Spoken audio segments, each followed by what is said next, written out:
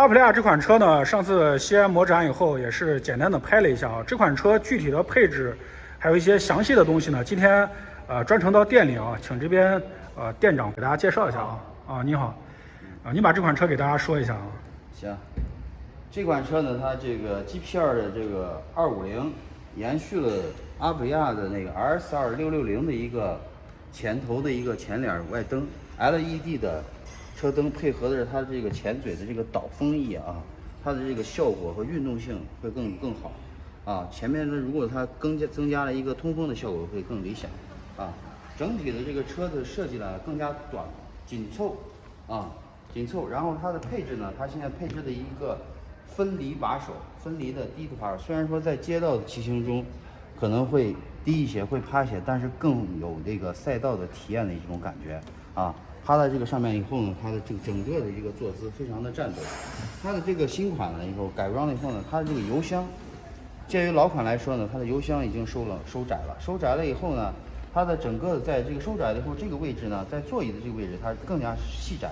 原来老款的时候它会稍微略宽一点，这个收窄了以后呢，它给你的驾驶感会更加的灵活，它这个座椅呢，采用了一个两段式的一个分离的一个两段式的一个结构啊，让更加后面的这个座椅这个位置更加战斗啊，姿势更加激烈啊。它采取的这个还是继承了它这个阿普利亚最优秀的这个双翼梁，铝合金双翼梁。啊，铝合金双翼梁，这是它的最优秀的一个设计。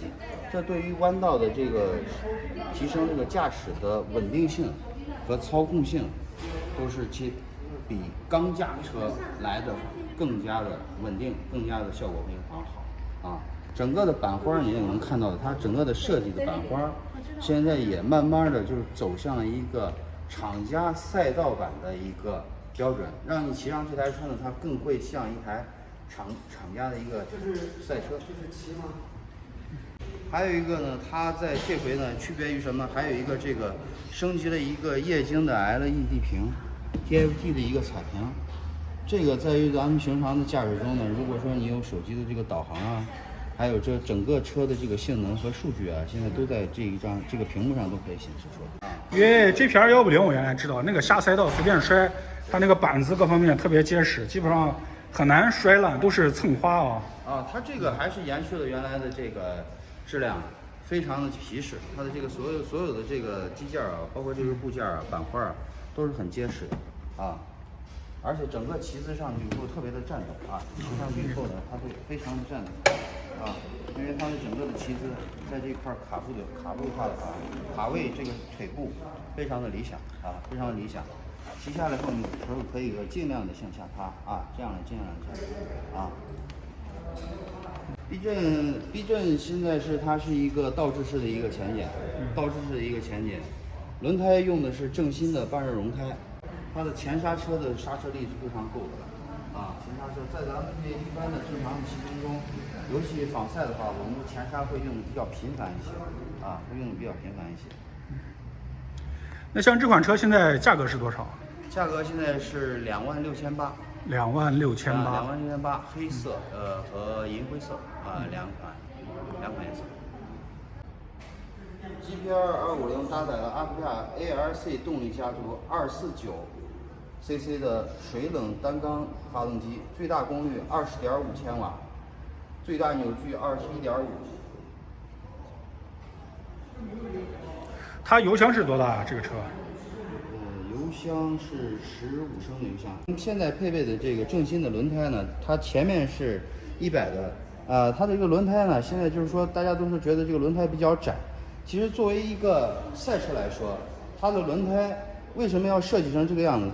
它的这个整体的这个转向更加灵活，二一个呢，它整个的这个操控性啊，会更加的舒适，然后让你在弯道的时候呢，你的所有的动作呢都更加的敏捷和快捷啊，并不需要的说是非要就是把它要加宽啊，并不需要把它非要去加宽它。后面呢它是130的一个带，它完全就是为了一个速度整体的一个设计，车身的一个组合来去做的一个设计，并不需要说完全加宽。